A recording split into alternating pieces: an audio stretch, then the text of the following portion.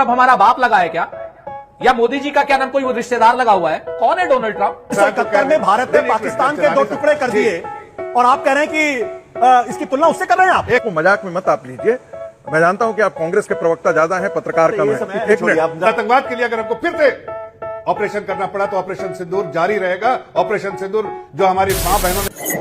Hello दोस्तों, जो India और पाकिस्तान के बीच में समझौता हुआ है, सीज़फायर हुआ है, उसके ऊपर एक बहुत बड़ी बहस हो रही है इंडिया के अंदर। और ये जो मैं आपको ट्वीट लेकर हूँ उसमें देखिए कौन सही कह रहा है कौन गलत कह रहा है, उसका कमेंट्स में जवाब दीजिए। भारत इसको मानेगा कि नहीं मानेगा? सुनील राजपूत, कांग्रेस कह रही है कि न्यूट्रल कंट्री में जाकर हम बात नहीं करेंगे, लेकिन इससे पहले जब सरकार यूएन जा चुकी है मामले सुलझाने के लिए, अब आपकी भूमिका बदल गई है कांग्रेस पार्टी की? नहीं, हमारी भूमिका नहीं बदली है साहिल भाई। सच बात यह है, हम अपनी तरफ से कहीं जाए, शर्मल शेख जाए, यूएन जाए, कहीं जाए, डोनाल्ड ट्रंप हमारा बाप लगा है क्या? या मोदी जी का क्या नाम कोई रिश्तेदार लगा हुआ है? कौन है Donald Trump? Donald Trump America के प्रेसिडेंट हैं। हमारे यहाँ के प्रधानमंत्री श्री नरेंद्र मोदी जी हैं, वो डिसाइड करेंगे, डोनाल्ड ट्रंप नहीं डिसाइड करेगा। पूरे भारतीय जनमानस की पीड़ा तो यही है, संगीत रागी की भी पीड़ा यही है। संगीत रागी हमारा वैचारिक दुश्मन है, लेकिन उसकी भी पीड़ा यही है। वो हमारे प्रधानमंत्रियों को गाली देता है, लेकिन ये तो कम से कम मानेंगे ना कि एक पाकिस्तान के 2 पाकिस्तान हमने क्या नाम 1971 में कर दिए थे, और किसी से नहीं हमने पूछा था, ना हम किसी थर्ड कंट्री गए थे, ना हम कहीं गए थे। तो ये डोनाल्ड ट्रंप कौन हमको डिसाइड करेगा? क्या भारत की सरकार को डोनाल्ड ट्रंप चलाएगा? यहाँ पर समस्या ये है, समाधान हम चाहते हैं, सवाल हमारा ये है, इसका उत्तर चाहते हैं। बिल्कुल जफर इस्लाम, आपसे जवाब चाहेंगे। देखिए ऐसा है संगीत रागी जी, आप मिसाइल दागते हैं तो आप जरा टारगेट पे मारिएगा। आप जो शुरुआत में आपने ट्वीट किया वहां से आपका टारगेट कहीं और जा रहा है। मेरा कोई टारगेट अलग नहीं, एक सेकंड पहले मेरा कोई टारगेट नहीं, चलिए एक मिनट, जफर इस्लाम से जवाब ले लेंगे पहले, उसके बाद आप। नहीं, संगीत रागी जी एक सेकंड, जफर इस्लाम जी जवाब देना चाह रहे हैं, बोलिए जफर इस्लाम। देखिए, सबसे पहले तो मैं बार बार इसको साफ कर देता हूं कि किसी भी देश की मध्यस्थता हमको मंजूर नहीं है। कोई मीडिएशन के किसी भी देश की जरूरत नहीं है, ना हमको उसको मंजूर है। साफ है, आतंकवादियों के खिलाफ हम कार्रवाई करेंगे, किसी से बिना पूछे करेंगे। ये देश ने बता दिया है और दुनिया को मनवा दिया है कि जब भी आतंकवाद में आएगा सर, टेररिज्म सर एक मिनट, सरकार के ब्रीफिंग में आएगा जफर इस्लाम जी, हम सीधे कार्रवाई करेंगे। ऑफिशियली कुछ कहेगी इस पे? एक सेकंड, मैं बीजेपी के प्रवक्ता से नहीं बात कर रहा हूं, मैं ये सवाल पूछ रहा हूं कि क्या भारत सरकार के प्रधानमंत्री, रक्षा मंत्री और गृह मंत्री ऑफिशियली कहेंगे कि अरे आप की बात आशुतोष जी, आप समझ रहे आप खुश नहीं है, समझ रहे आप खुश नहीं है। नहीं, समझने की बात नहीं है। आप कामयाबी से खुश नहीं है, साफ दिखता है। नहीं, आप खुश नहीं, आप दिख रहा है आपको। आज आप लग रहा है उसके एयरबेस को गिरा दिया है, खत्म कर रहे हैं। आशुतोष उनको खत्म कर तो आपको दिक्कत हो रही है उससे। कहना चाहिए आशुतोष भी प्रधानमंत्री हैं, आशुतोष कहना चाहिए कि डोनाल्ड ट्रंप झूठ बोल रहा है। दिया जा रहा है जवाब। एक आप शक्ति तो रखिए। जफर इस्लाम जल्दी से आपकी बात खत्म करिएगा। मैंने कहा आखिर में संगीत रागी को भी 10 सेकंड कुछ कहना है उसको। नहीं चाहिए। अरे भाई मैं तो आप हमारे नेता नहीं है। नहीं, एक मिनट, प्रधानमंत्री नरेंद्र मोदी हमारे नेता हैं। चर्चा ऐसे नहीं हो पाएगी प्रधानमंत्री नरेंद्र मोदी, सर ऐसे चर्चा नहीं हो पाएगी। हम जो डोनाल्ड ट्रंप झूठ बोल रहे हैं, चलिए ये मामला आपको बताया ना, अभी साहिल जी ने बताया कि नहीं, आपको दिक्कत क्या है कि आप बाहर वाले पर ज्यादा भरोसा कर रहे हैं। ये जल्दबाजी हुई है और अब मामला कश्मीर की तरफ जा सकता है। ट्रंप आकर यहां पर कह रहे हैं कि कश्मीर पर बातचीत होगी। इस बार जो 1971 में भी नहीं हुआ तो वो करके हमने दिखाया कि रावलपिंडी के एयरबेस से लेके पाकिस्तान के 9 एयरबेस को हमने खाक में उड़ा दिया। वहां के खुद लोग कहते हैं, प्रधानमंत्री तक कहते हैं शहबाज शरीफ, कि हमारे जखीरे को पूरा उड़ा दिया भारत के मिसाइल ने। पूछ रहे हैं 1971 में नहीं हुआ था क्या? आर्म्स एंड एम्यूनिशन तो उसको भी उड़ा दिया। और कहते नहीं, अभी साहिल भाई मैं वही बता रहा हूं कि देखिए जिस तरह का मुजाहरा किया हमारे आर्म फोर्सेस ने उसको पूरा सलाम करना चाहिए। इस बार जिस तरह से हमने ताकत दिखाई, और हमने ये जो बात जो कह रहे हैं आप, जो जफर साहब 1971 में भारत ने पाकिस्तान के 2 टुकड़े कर दिए और आप कह रहे हैं कि इसकी तुलना उससे कर रहे हैं आप? एक मिनट, मतलब आप 1971 में जो भारतीय सेना ने किया उनका आप अपमान कर रहे हैं। आप अपमान कर रहे हैं 1971 में जो भारतीय सेना ने किया। भारतीय सेना ने उस पाकिस्तान के 2 टुकड़े कर दिए, बांग्लादेश नाम का एक देश बना दिया, 90,000 लोगों को। सुन लीजिए मेरी बात खत्म कर रहे हैं, और हम जो बोल रहे हैं दोनों एक ही बात है, जरा सुन लीजिए। देख, बात आप बीच में बोल रहे हैं, आपको शायद सुनने में थोड़ी कमी हो रही है। मैं क्या कह रहा हूं? मैं कह रहा हूं कि अंदर तक जिस पेनिट्रेशन के साथ अंदर में घुस के मारा पाकिस्तान को, 1971 में भी हमने वो मारा नहीं था जो पेनिट्रेशन के साथ। अरे 1971 में हमने जो पाकिस्तान के 2 टुकड़े कर दिए भाई साहब, वहां पर उसका गढ़ है, उसमें भी 1971 में पाकिस्तान के 2 टुकड़े। आप बांग्लादेश जो पूरी पाकिस्तान बीच में बोलने तो पाकिस्तान नहीं मानते। एक सवाल यहाँ पर, आर्म फोर्सेस को उसका पाकिस्तान नहीं मानते। जफर इस्लाम क्या बात कर रहे हैं आप लोग? एक मिनट आशुतोष, एक मिनट। जफर इस्लाम, सवाल यहां पर यह है, जो ब्रह्मचेलानी भी कहने की कोशिश कर रहे थे कि क्या सीज फायर करके हमने गलती की है, हमें सीज फायर नहीं करना चाहिए था। जो स्ट्रेटेजिक एक्सपर्ट है, वो जियोपॉलिटिकल स्ट्रेटेजी के एक्सपर्ट है वो, और वो कह रहे हैं कि भाई इस तरीके से हमको सीज फायर नहीं करना चाहिए था। सबसे पहले तो कंफ्यूजन इस बात का है कि ये सीज फायर है, अंडरस्टैंडिंग है, असलियत में है क्या? देखिए साहिल साहब, ऐसा है कि पहले जरा आशुतोष जी को बोलिए जरा अपना मुंह बंद रखे, सुनने की क्षमता रखे, बीच में सुन लेंगे, आप अपनी बात करें। एनालिस्ट नहीं बन जाएंगे वो।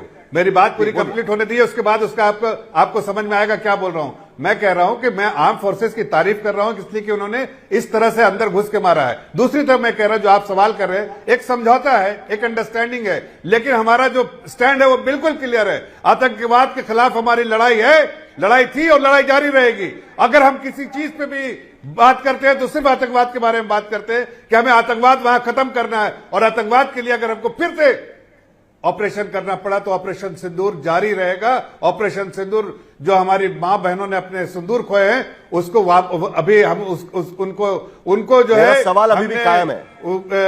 मार के लोगों को, गुनाहगारों को मारा है और उनको उसका हिसाब दिया है, लेकिन हम ये जारी रखेंगे और ये सिर्फ समझौता है। तो सीज फायर से आप खुश हैं या आपके कुछ और सवाल इसके साथ खड़े होते हैं? साहिल भाई, पूरा देश इस अभूतपूर्व डोनाल्ड ट्रंप के किए हुए ट्वीट के सीज फायर से स्तब्ध है।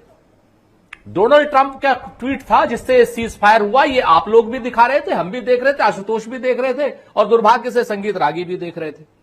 आप देखिए, पहली बार किस तरीके का अभूतपूर्व समर्थन था। हमारी सेना ने शौर्य का, पराक्रम का, प्रोफेशनलिज्म का, कितना कायदे का मुजाहिरा किया कि पूरा पाकिस्तान अपने घुटनों पर था।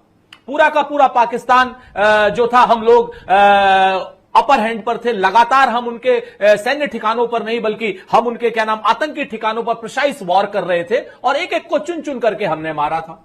और बल्कि इसमें तो एक रात ऐसी भी आई थी, आपसे बताएं साहिल भाई, कि उस रात में तो तमाम मीडिया के चैनलों के एंकरों ने, एडिटरों ने जो है इस्लामाबाद पे, लाहौर पे, रावलपिंडी पे, कराची पे कब्जा भी कर लिया था। वो दाखिल खारिज पता नहीं करा पाए कि नहीं करा पाए। इस तरीके का जो मीडिया का भी जो इतना सपोर्टिव हैंड था भारतीय जनता पार्टी की सरकार के साथ में, यह अभूतपूर्व था। अचानक से क्या हुआ कि एक डोनाल्ड ट्रंप का ट्वीट आता है।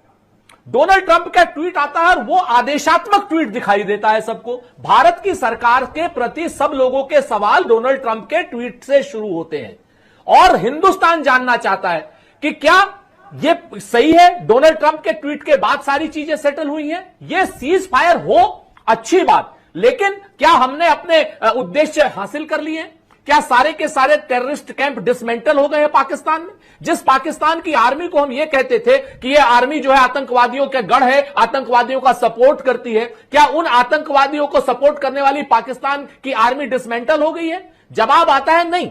फिर हम कहते हैं कि 6 महीने के अंदर अगर मोदी जी की सरकार तीसरी बार आ गई, तमाम भारतीय जनता पार्टी के बड़े नेताओं का था, तो पीओके हमारा हो जाएगा। तो क्या पीओके हमारा हो गया है? जवाब आता है नहीं। बायसरण के जो आतंकी हैं, जिन लोगों ने हमारे 26 निर्दोषों को मारा था, क्या नाम, वो मार दिए गए हैं? जवाब आता है नहीं। ठीक है, लेकिन आपने शशि थरूर का स्टेटमेंट नहीं देखा। उन्होंने कहा कि जो सबक सिखाना था वो सिखा लिया, अच्छा हुआ कि सीज फायर हुआ। पी चिदंबरम कह रहे हैं कि अच्छा हुआ सीज फायर हुआ, सही समय पे हुआ। जब ये बात, और ये पूर्व गृह मंत्री है Shashi Tharoor, foreign affairs minister रह चुके हैं, दोनों ये कह रहे हैं कि भाई अच्छा हो गया, तब कांग्रेस पार्टी की ये भूमिका कौन सी भूमिका मानी जाए ऐसी स्थिति में? नहीं, दो चीजें बड़ी साफ है। कांग्रेस पार्टी की भूमिका हम पहले वॉर के तुरंत बाद स्पष्ट कर चुके हैं कि हमारी CWC की जो वो है और रेजोल्यूशन है, वो हमारी भूमिका स्पष्ट है। हम सेना की बात कर रहा हूं मैं, हम सरकार के साथ में है। जी सुन तो लीजिए ना सर, आप कहीं ना कहीं अपने आर्म फोर्सेस का मनोबल गिराना चाहते हैं। आपको जिम्मेवारी से कहता हूं कि हमारी जो भूमिका CWC की है, अगर हम ये चाह रहे हैं, हम प्रधानमंत्री जी से मांग कर रहे हैं कि सर्वदलीय बैठक बुलाई जाए, हम संसद का सत्र बुलाया जाए ताकि सारे सवाल जवाब वहां पर हो सके। वहां पर चिदम्बरम साहब भी होंगे, वहां पे शशि थरूर भी होंगे, वहां पे प्रधानमंत्री नरेंद्र मोदी जी भी होंगे, अमित शाह जी भी होंगे, और वहां पर इनका एक ऐसा सांसद जो पता नहीं क्या क्या भाड़ और भाड़ लिख रहा है वो निशिकांत दुबे भी होगा। जफर इस्लाम, संसद का विशेष आज की स्थिति में फिर अभी पार्लियामेंट का सेशन दिलाया जाएगा, जल्दी से आपका जवाब। संगीत रागी भी इंतजार कर रहे हैं कब से यहां पर, जल्दी से आपका जवाब पहले कि क्या विपक्ष की मांग पूरी होगी, क्योंकि इससे पहले 2 बार आपने ऑल पार्टी मीटिंग बुलाई थी, ब्रीफ किया था बाकायदा मीडिया अपोजिशन पार्टीज को, तो अब उनकी मांग है कि जरा बताइए कि असल में हुआ क्या है, क्या पाया हमने, क्या खोया। देखिए, जहां तक उसको बुलाने का सवाल है वो तो जाहिर है प्रधानमंत्री या फिर जो पार्लियामेंट्री अफेयर्स मिनिस्टर उस पर चर्चा करेंगे, उसके बारे में जानकारी पार्लियामेंट्री अफेयर्स मिनिस्टर दे सकते हैं। मैं इसके बारे में कोई टीका टिप्पणी नहीं कर सकते कि सेशन बुलाना चाहिए कि नहीं, लेकिन मैं इतना जरूर कह सकता हूं कि आज देश का हर बच्चा इस बात को तस्लीम करता है कि भारत एक शक्तिशाली देश उभर के आया है। और पिछले 10 सालों में जो हमको कहते थे कि पहले कि हमारे पास वॉर करने के लिए आर्म्स एमिनिशन कमी है, ना तो हमारे पास ऐसे जेट है जो कि दूसरे एनिमी मुल्क के अंदर में जाके बम गोला गिरा सके, मिसाइल गिरा सके। आज जो है वो पूरा दुनिया देख चुका है कि भारत एक शक्तिशाली देश। लेकिन कुछ पॉलिटिकल पार्टीज है आज इसमें भी राजनीति करना चाहते हैं, आर्म फोर्सेस को सलाम करने के बजाय राजनीति करने का कोशिश कर रहे हैं। ये राजनीति करने का समय नहीं है। जब एनिमी कंट्री घुटने टेक चुका है, पाकिस्तान घुटने पे है, उससे डीजीएमओ की तरफ से फोन आया, हमने किसी को अप्रोच नहीं किया, उसने सारी दुनिया को अप्रोच किया होगा, लेकिन हमारे को अप्रोच करके हाथ जोड़ के डीजीएमओ का फोन आया कि हमें सीज फायर चाहिए। हमने कोई सीज फायर की मांग नहीं की, हम तो उसके एयरबेस को उड़ा दिया, हमने उसके ठिकाने को उड़ा दिया, हमने उसका एम्यूनिशन उसको उड़ा दिया। हमने सवाल आगे बढ़ाने से पहले जफर इस्लाम, अभी भी सवाल इस बात का बाकी है कि सीज फायर है या ये पॉज है, ये सिर्फ विराम है, या ये सीज फायर है या नहीं है, इसको लेकर अभी भी सवाल है। संगीत रागी भी यहां पर बैठे हुए हैं, उनका भी ट्वीट मैंने देखा, अभी जिक्र कर रहे थे वो थोड़ी देर पहले, वो भी आहत थे जब सीज फायर की बात सामने आई थी।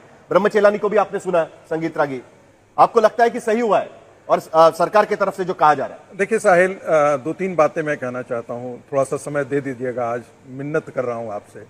जो पार्टी 370 को खत्म करने से रोकती थी, वो पार्टी आज सीज फायर पर इस प्रकार की बातें कर रही है, उस पर हम चर्चा बाद में कर लेंगे। एक दूसरी बात, देखिए हम वो उदास क्यों हुए, क्योंकि नरेंद्र मोदी जी ने इतना बार रेज कर दिया था, और जिस प्रकार से लड़ाई जा रही थी, जिस प्रकार से हमने उनके सबसे महत्वपूर्ण एयर बेसेस को निशाना किया, पेनिट्रेट करके निशाना किया, तो उससे लगा था कि लोगों में एक उम्मीद जगी थी कि पीओके तो आएगा ही आएगा, साथ ही बलूचिस्तान और खैबर पख्तूनख्वा जिस प्रकार से, नहीं इसको मजाक में मत आप लीजिए, मैं जानता हूं कि आप कांग्रेस के प्रवक्ता ज्यादा हैं, पत्रकार कम है। एक मिनट सुन लीजिए, मुझे अपनी बात मुझे टाइम निकल जाता है, मुझे अपनी बात कर लेने दीजिए। तो वो एक बहुत बड़ी उम्मीद जगी थी, और ऐसी स्थिति में सीज फायर हुआ। इस कारण मुझे थोड़ा सा कष्ट हुआ, दुख हुआ, अफसोस हुआ, काश हम बलूचों को ये कर लेते। लेकिन अब आते हैं कि क्या अचीव किया या नहीं किया, या नरेंद्र मोदी ने सबक सिखाया या नहीं सिखाया। पहली बात थी कि जो लोग इस टेररिज्म के एक्टिविटी में शामिल थे, हम उनकी मिट्टी में मिला देंगे, इसमें तो कोई दो राय नहीं है। कांग्रेस पार्टी भी मान रही है कि हम जा करके अंदर तक पेनिट्रेट करके मारे। दूसरा दिन जब उन्होंने ड्रोन अटैक किया तो और ज्यादा जोर से मारे। तीसरा दिन जब शाम में फिर अटैक किया तो उनके हमने बेसेज उड़ा दिए, मिलिट्री बेसेज, एयर बेसेज उनको उड़ा दिए हम लोगों ने, और जाकर के तब जाकर के पाकिस्तान कराहते हुए ट्रंप के पास गया या जिसके पास गया। मैं कहता हूं कि जो टारगेट था वो तो पूरा हुआ, तो मायूस क्यों हो रहे थे? नहीं, मैं मायूस था क्योंकि हमें दिल मांगे मोर वाली स्थिति थी। हम अपनी बात कह लेने दीजिए, इसके बाद आप बोल लीजिएगा। साहिल, जहां तक थर्ड पार्टी की बात है, 1971 के बारे में भी बात करें। सर अभी की बात करते हैं। नहीं, बस एक लाइन से जोड़ देना, उन्होंने किया था सब। नहीं, एक ये भी जोड़ देना चाहता हूं। 1971 के बारे में जरा रेज किए। 1971 में आपके साथ एक एग्रीमेंट था रसिया का, आप अकेले नहीं लड़ रहे थे, एक बैकिंग पावर साथ थी। आज नरेंद्र मोदी ने अकेले लड़ा है, सुपरमैन है, समझ रहे कि सुपरमैन नहीं, क्योंकि आप कांग्रेसी पत्रकार हैं, आपको दिक्कत होगी, आपको दिक्कत होगी, आपको दिक्कत होगी, आप परेशान हैं। एक मिनट सुन लीजिए मेरी बात, सुन लीजिए, परेशान है प्रधानमंत्री कहते हैं, वो आदमी हिम्मत नहीं किया, शर्म नहीं आती है, शर्म नहीं आती है। अरे मनमोहन सिंह की तो हैसियत नहीं थी कि मनमोहन सिंह की एक बात का तो मुझे आपको सवाल पूछना ही होगा। बिल्कुल पूछिए आप। नहीं, एक सेकंड, आप ये कह रहे हैं कि 19, चलिए मान के चलते कि रशिया हमारे साथ में थी, इतने दिन से हम लोग खबरें चला रहे हैं कि पूरी दुनिया हमारे साथ में, मामला उसका नहीं है। देखिए आप फिर एक स्ट्रेटेजिक, अरे आप क्वेश्चन गलत कर रहे हैं। अरे सर मेरी बात, एग्रीमेंट था, मेरी बात सुन लीजिए। भारत पर यदि कोई अटैक करेगा तो आप मेरी बात सुन लीजिए, आप मेरी बात सुन लीजिए। रशिया पर कोई अटैक करेगा तो हम साथ आएंगे। कोई आया हमारे साथ में? हमारे साथ में कौन आया? अरे बिल्कुल आया था। कौन आया था हमारे साथ में? 7th फ्लीट आने के बाद उसका फ्लीट पहले आ गया था हमारे यहाँ। 15 दिन में अमेरिका, आप सेना ने जो किया उसको कम मत करिएगा। मैं कुछ वो भी कम मत नहीं कर रहा हूँ। करिए। चलिए हम मुद्दे पर आते हैं, 71 नहीं बात कर रहे हैं, जो वो 71 पे बात नहीं कर रहे हैं। 1971 में जो सेना ने जीता, उसको श्रीमती गांधी ने शिमला समझौते में गवा दिया।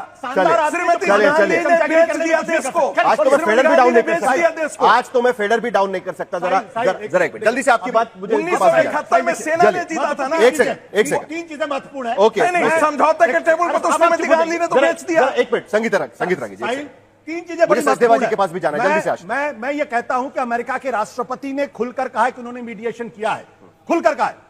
मार्को रूबियो ने खुल के कहा है, उनके विदेश मंत्री ने। भारत सरकार की तरफ से क्या प्रधानमंत्री जी, क्या भारत के विदेश मंत्री, अभी तो खबर आई ना सर, अभी तो खबर आई ना, अभी तो बोला ना उन्होंने। सुनिए मेरी बात, ऑफिशियल अरे सुनिए एक मिनट, आप बीच में बोल रहे हैं। मैं पूछ रहा हूं, आप बीच में बोल रहे हैं। आप बीच में गलत बात, बोलिए जल्दी। गलत बात।